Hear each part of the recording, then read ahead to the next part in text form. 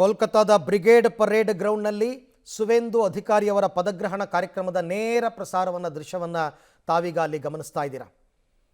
ಸಹಜವಾಗಿ ಜಾನಪದ ಕಲಾವಿದರು ಸ್ವಾಗತವನ್ನು ಕೋರೋದಕ್ಕೆ ಅಂತ ಅಲ್ಲಿ ಆಗಮಿಸಿರೋದನ್ನು ಕೂಡ ನೋಡ್ತಾ ಇದ್ದೀರಾ. ಇನ್ನೇನು ಕೆಲವೇ ಹೊತ್ತಲ್ಲಿ ಈ ಕಾರ್ಯಕ್ರಮ ಆರಂಭ ಆಗುತ್ತೆ. ರಾಜ್ಯಪಾಲರು ಅಲ್ಲಿಗೆ ಆಗಮಿಸಬೇಕು. ಆಗಮಿಸಿದ ತಕ್ಷಣ ಬಟ್ ಈ ಕಾರ್ಯಕ್ರಮ ಅಭೂತಪೂರ್ವ ಕಾರ್ಯಕ್ರಮ, ಇದು ಐತಿಹಾಸಿಕ ಕಾರ್ಯಕ್ರಮ ಅಂತ. ಹಾಗಾಗಿ BJPಯ ಎಲ್ಲ ರಾಜ್ಯಗಳ ಮುಖ್ಯಮಂತ್ರಿಗಳು, NDA ಅಧಿಕಾರದಲ್ಲಿರ್ತಕ್ಕಂಥ ರಾಜ್ಯದ ಮುಖ್ಯಮಂತ್ರಿಗಳು, NDA ಮಿತ್ರ ಪಕ್ಷಗಳ ನಾಯಕರು ಎಲ್ಲರಿಗೂ ಆಹ್ವಾನ ಹೋಗಿತ್ತು. ಇಡೀ ground, parade ground complete jam ಆಗಿದೆ, ಜಾಮ್ ಪ್ಯಾಕ್ ಆಗಿದೆ. ಆ ರೀತಿಯಾದಂತಹದ್ದು ಕಾರ್ಯಕ್ರಮ ಆರಂಭ ಆಗಬೇಕು. ಇನ್ನೇನು ಕೆಲವೇ ಹೊತ್ತಲ್ಲಿ ಸುವೇಂದು ಅಧಿಕಾರಿ ಪಶ್ಚಿಮ ಬಂಗಾಳದ ಮೊದಲ BJP ಅಭ್ಯರ್ಥಿಯಾಗಿ ಪ್ರಮಾಣ ವಚನ ಸ್ವೀಕಾರ ಆಗ್ತಕ್ಕಂಥದ್ದು. ಆ ಕಾರ್ಯಕ್ರಮಕ್ಕೆ ಎಲ್ಲರೂ ಕೂಡ ಸೇರಿದ್ದಾರೆ. ಪ್ರಧಾನಿ ಮೋದಿ ಆದಿಯಾಗಿ ಮೋದಿಯವರು ಇವತ್ತು ಬರಬೇಕಾದ್ರೆ ಒಂದು ರೋಡ್ ಶೋ ಕೂಡ ಮಾಡ್ಕೊಂಡು ಬಂದರು. ಎಲ್ಲ ತಮ್ಮ ನೆಚ್ಚಿನ ನಾಯಕನನ್ನು ನೋಡೋದಕ್ಕೆ ರಸ್ತೆಯ ಇಕ್ಕೆಲೆಗಳಲ್ಲಿ ತುಂಬಿ ತುಳುಕ್ತಾ ಇದ್ರು ಜನ. ಸೊ ಅದನ್ನು ತಾವೀಗ ಗಮನಿಸ್ತಾ ಇದ್ದೀರಾ. ಪ್ರಧಾನಿ ಮೋದಿಯವರು ಬಂದಿದ್ದು ಒಂದು ಕಡೆ, ಇನ್ನೊಂದು ಕಡೆ ಸಮಾರಂಭಕ್ಕೆ ಸೇರಿರ್ತಕ್ಕಂಥ ಜನರು. ಈಗ ಬರ್ತಾ ಇರೋ ಮಾಹಿತಿ ಪ್ರಕಾರ ಸುವೇಂದು ಜೊತೆ 5 ಸಚಿವರು ಪ್ರಮಾಣ ವಚನ ಸ್ವೀಕಾರ ಮಾಡುವ ಸಾಧ್ಯತೆ ಇದೆ ಅಂತ ಹೇಳಲಾಗ್ತಾ ಇದೆ. ಅದು ಗೊತ್ತಾಗಬೇಕು, ಇನ್ನೂ ಕೂಡ ಅದನ್ನು ರಿವೀಲ್ ಮಾಡಿಲ್ಲ ಎಷ್ಟು ಜನ ಅಂತ. ಸೊ ಹಾಗಾಗಿ ಬಂಗಾಳದ ನೆಲದಲ್ಲಿ ಮೊದಲ ಬಾರಿಗೆ ಹಿಂದೂ ಸರ್ಕಾರ ಅಸ್ತಿತ್ವಕ್ಕೆ ಬರ್ತಾ ಇರತಕ್ಕಂಥದ್ದು ಐತಿಹಾಸಿಕ ಕಾರ್ಯಕ್ರಮ. ಪಶ್ಚಿಮ ಬಂಗಾಳದಲ್ಲಿ ಮೊದಲ ಬಾರಿಗೆ ಅಧಿಕಾರವನ್ನು BJP ಹಿಡಿದಿದೆ. ಅದು ದೀದಿ ಮಮತಾ ಬ್ಯಾನರ್ಜಿ ಕಟ್ಟಿಕೊಂಡಿದ್ದ ಭದ್ರಕೋಟೆಯನ್ನು ಛಿದ್ರಗೊಳಿಸಿ ಅಧಿಕಾರಕ್ಕೆ ಬಂದಿರತಕ್ಕಂಥದ್ದು. ಇತಿಹಾಸ ಸೃಷ್ಟಿ ಮಾಡ್ತು ಈ ಬಾರಿಯ ಚುನಾವಣೆ. ಕಳೆದ ಬಾರಿ 77 ಸ್ಥಾನದಲ್ಲಿ ಗೆದ್ದಿದ್ದ BJP ಈ ಸರ್ತಿ 206. ಸಹಜವಾಗಿಯೇ ಎಡಪಕ್ಷಗಳು, ತೃಣಮೂಲ ಕಾಂಗ್ರೆಸ್ ಮತ್ತು ಕಾಂಗ್ರೆಸ್ ಎಲ್ಲವೂ ಕೂಡ ನೆಲ ಕಚ್ಚಿಬಿಡ್ತು ಈ ಬಾರಿ.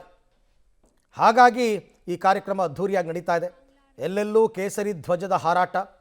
10 ಲಕ್ಷ ಜನರನ್ನ ಹಿಡಿಯುವಂತಹ ಗ್ರೌಂಡ್ ಇದು, ಬ್ರಿಗೇಡ್ ಪರೇಡ್ ಗ್ರೌಂಡ್. ಸೊ ಆ ಗ್ರೌಂಡ್ನಲ್ಲಿ ನಡೀತಾ ಇರ್ತಕ್ಕಂಥ ಕಾರ್ಯಕ್ರಮ ಅತ್ಯಂತ ಹರ್ಷಚಿತ್ತರಾಗಿದ್ದಾರೆ BJP ಕಾರ್ಯಕರ್ತರೆಲ್ಲರೂ ಕೂಡ.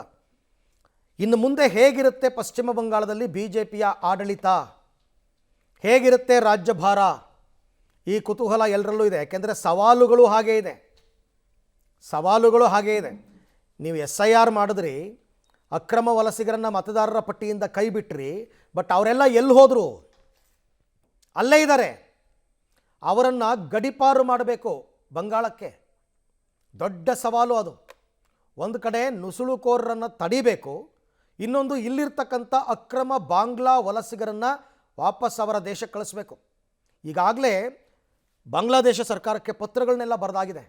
ಅವ್ರು ರೀಪ್ಲೇನೇ ಮಾಡಿಲ್ಲ. ನಿಮ್ಮವ್ರನ್ನ ಕರ್ಕೊಳ್ಳಿ ಅಂತಂದ್ಬಿಟ್ಟು ರೀಪ್ಲೇನೇ ಮಾಡಿಲ್ಲ. ಇವ್ರನ್ನೆಲ್ಲ ಓಡಿಸ್ಲೇಬೇಕಾಗತ್ತೆ. ಅದು ಒಂದು. ಆ ರಾಜ್ಯದಲ್ಲಿರ್ತಕ್ಕಂಥ ಹಿಂಸಾಚಾರವನ್ನು ಹತ್ತಿಕ್ಕಬೇಕು, ಲಾ ಆ್ಯಂಡ್ ಆರ್ಡರ್ ಕಂಟ್ರೋಲಿಗೆ ತಗೋಬೇಕು. ಆ ಸವಾಲು ಕೂಡ ಅವ್ರ ಮುಂದೆ ಇದೆ. ಸೊ ಅದನ್ನು ಸುವೇಂದು ಅಧಿಕಾರಿ ಮಮತಾ ಬ್ಯಾನರ್ಜಿಯವರ ಗರಡಿಯಲ್ಲೇ ಬೆಳೆದವರು, ಅವರ ಎಲ್ಲ ರಾಜಕೀಯ ಪಟ್ಟುಗಳನ್ನು ಕಲಿತವರು, ಅದನ್ನು ಸಮರ್ಥವಾಗಿ ನಿಭಾಯಿಸ್ತಾರೆ ಅಂತಕ್ಕಂಥ ವಿಶ್ವಾಸ ಇದೆ. ಹೇಗಿದ್ದರೂ ಕೇಂದ್ರದಿಂದ ಡೈರೆಕ್ಷನ್ಸ್ ಎಲ್ಲ ಅವ್ರಿಗೆ ಬರ್ತಾ ಇರುತ್ತೆ. ಹಾಗಾಗಿ ಆ ಸವಾಲನ್ನು ಅವರು ಗೆಲ್ತಾರೆ ಅನ್ನತಕ್ಕಂಥ ನಂಬಿಕೆ ಬಂಗಾಳದ ಜನತೆಗೆ. ಕೋಲ್ಕತ್ತಾದಿಂದ ನೇರ ದೃಶ್ಯಾವಳಿಗಳು ತಾವು ಗಮನಿಸ್ತಾ ಇದ್ದೀರಾ. ಕೋಲ್ಕತ್ತಾದ ಬ್ರಿಗೇಡ್ ಪರೇಡ್ ಗ್ರೌಂಡ್ನಲ್ಲಿ ಪದಗ್ರಹಣ ಕಾರ್ಯಕ್ರಮ ನಡೀತಾ ಇರತಕ್ಕಂಥದ್ದು. ಇಲ್ಲಿ ಈಗ BJPಯ ಯುಗಾರಂಭವಾಗಿದೆ. ವೇದಿಕೆಯಲ್ಲಿ ಮಖನ್ ಲಾಲ್ ಸರ್ಕಾರ್ಗೆ ಪ್ರಧಾನಿ ಮೋದಿಯವರು ಸನ್ಮಾನ ಮಾಡಿರ್ತಕ್ಕಂಥದ್ದು ಗಮನಿಸ್ತಾ ಇದ್ದೀರಾ. ಮಖನ್ ಲಾಲ್ ಸರ್ಕಾರ್ ಹಿರಿಯ BJP ಕಾರ್ಯಕರ್ತರು, ಅದಕ್ಕೆ ಅವರೊಬ್ಬರಿಗೆ ಅಲ್ಲಿ ಶಾಲ್ ಹೊದಿಸಿ ಅವರಿಗೆ ಸನ್ಮಾನ ಮಾಡಿದ್ದು. ಮಖನ್ ಲಾಲ್ ಸರ್ಕಾರ್ ಕಾಲಿಗೆ ನಮಸ್ಕಾರ ಮಾಡ್ತಾರೆ ಪ್ರಧಾನಿ ಮೋದಿಯವರು.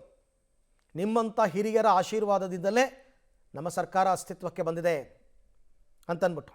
ಸೊ ಹಾಗಾಗಿ ಈ ಕಾರ್ಯಕ್ರಮ ಇನ್ನೇನು ಕೆಲವೇ ಹೊತ್ತಲ್ಲಿ ಆರಂಭ ಆಗ್ತಾ ಇದೆ. BJPಯ ಯುಗಾರಂಭವಾಗ್ತಾ ಇದೆ. ಇವತ್ತಿನಿಂದ BJP ಪಶ್ಚಿಮ ಬಂಗಾಳದಲ್ಲಿ ಅಧಿಕೃತ ಆಡಳಿತ ಪಕ್ಷ. ಕೆಲವೇ ಕ್ಷಣಗಳಲ್ಲಿ ಸುವೇಂದು ಅಧಿಕಾರಿ ಅವರ ಪಟ್ಟಾಭಿಷೇಕ ಕೂಡ ಈಗ ನೆರವೇರುತ್ತೆ. ರಾಜ್ಯಪಾಲರ ಆಗಮನಕ್ಕಾಗಿ ಎಲ್ಲರೂ ಕೂಡ ಕಾಯ್ತಾ ಇದ್ದಾರೆ. RN ರವಿ ರಾಜ್ಯಪಾಲರು ಬರಬೇಕು, ಅವರೇ ಪ್ರತಿಜ್ಞಾವಿಧಿಯನ್ನು ಬೋಧಿಸಬೇಕು. ಸೊ ಆ ಕಾರ್ಯಕ್ರಮ ಇನ್ನೇನು ಕೆಲವೇ ಹೊತ್ತಿನಲ್ಲಿ ಆರಂಭ ಆಗುತ್ತೆ. ಮಖನ್ ಲಾಲ್ ಅವರಿಗೆ ಸನ್ಮಾನ ಮಾಡಿದ್ದು ಮೋದಿಯವರು ಪಕ್ಷದ ಅತ್ಯಂತ ಹಿರಿಯ ಕಾರ್ಯಕರ್ತ. ಅವರಿಗೆ ವೇದಿಕೆಯಲ್ಲಿ ಜಾಗ ಮಾಡಿಕೊಟ್ಟಿದ್ದಾರೆ. ಅವರ ಸಾಧನೆಯನ್ನು ಸ್ಮರಿಸಿದ್ದಾರೆ ಪ್ರಧಾನಿ ಮೋದಿಯವರು. ಸೊ ಹಾಗಾಗಿ ಬಿ ಜೆ ಪಿಯನ್ನು ಕಟ್ಟಿ ಬೆಳೆಸುವಲ್ಲಿ ಮಖನ್ಲಾಲ್ ಖೊಡ್ಗೆ ಅವರ ಸಾಧನೆ ಅಪಾರ, ಅದನ್ನು ಹೇಳ್ತಾರೆ ಅವರು. ಹಾಗಾಗಿ ತುಂಬ ಜನ ಹೇಳೋದು ಬಿ ಜೆ ಪಿ ಹಾಗೆಯೇ ಪಕ್ಷಕ್ಕೋಸ್ಕರ ದುಡಿದವರನ್ನು ಎಂದಿಗೂ ಕೈ ಬಿಡುವುದಿಲ್ಲ, ಎಂದಿಗೂ ಮರೆಯುವುದಿಲ್ಲ ಅಂತ. ಅದೆಲ್ಲವನ್ನು ತೋರಿಸ್ಬೇಕಲ್ಲ ಇಲ್ಲಿ. ಹಾಗಾಗಿ ವೇದಿಕೆಯ ಮೇಲೆ ಅವರಿಗೆ ಮಖನ್ಲಾಲ್ ಅವರಿಗೆ ಸನ್ಮಾನವನ್ನು ಕೂಡ ಮಾಡಲಾಯಿತು. ಇನ್ನೇನು ಕಾರ್ಯಕ್ರಮ ಕೆಲವೇ ಕ್ಷಣದಲ್ಲಿ ಆರಂಭ ಆಗುತ್ತೆ. ಲಕ್ಷಾಂತರ ಸಂಖ್ಯೆಯಲ್ಲಿ ಕಾರ್ಯಕರ್ತರು ಸೇರಿದ್ದಾರೆ. ಎಷ್ಟು ಜನ ಮಂತ್ರಿಗಳಾಗಿ ಪ್ರಮಾಣ ವಚನ ಸ್ವೀಕಾರ ಮಾಡ್ತಾರೆ ಅಂತಕ್ಕಂಥದ್ದೇ ಈಗ ಇರತಕ್ಕಂಥ ಕುತೂಹಲ. ಅದು ಕೂಡ ಕೆಲವೇ ಹೊತ್ತಲ್ಲಿ ಗೊತ್ತಾಗುತ್ತೆ. ಮೊದಲಿಗೆ ಸುವೇಂದು ಅಧಿಕಾರಿ ಅವರು ಮುಖ್ಯಮಂತ್ರಿಯಾಗಿ ಪ್ರಮಾಣ ವಚನ ಸ್ವೀಕಾರ ಮಾಡಿದ ಬಳಿಕ ಹಿರಿಯರಿಗೆ, ಅಂದರೆ ತುಂಬ ಯಾರು ಸಾಧನೆಯನ್ನು ಮಾಡಿರ್ತಕ್ಕಂಥದ್ದು ಅಥವಾ ಪಕ್ಷಕ್ಕೋಸ್ಕರ ದುಡಿದಿದ್ದಾರೆ ಅವರಲ್ಲಿ ಕೆಲವ್ರನ್ನ ಆಯ್ಕೆ ಮಾಡಿದ್ದಾರೆ. ಅವೆಲ್ಲವೂ ಕೂಡ ನಡೆದಿರುತ್ತೆ. ನೆನ್ನೆನೇ ಅಮಿತ್ ಶಾ ಅವರ ಸಮ್ಮುಖದಲ್ಲೇ ಒಂದೇ ಸಾರ್ತಿಗೆ ಸಂಪುಟ ರಚನೆ ಮಾಡೋದಕ್ಕೆ ಹೋಗಲ್ಲ. ಆದರೆ ಇರೋ ಕುತೂಹಲ DCM ಹುದ್ದೆಯನ್ನು ಸೃಷ್ಟಿ ಮಾಡ್ತಾರಾ, ಮಾಡಿದ್ರೆ ಎಷ್ಟು DCM ಹುದ್ದೆಗಳಾಗುತ್ತವೆ ಅದು ಈಗ ಗೊತ್ತಾಗಬೇಕಾಗಿದೆ.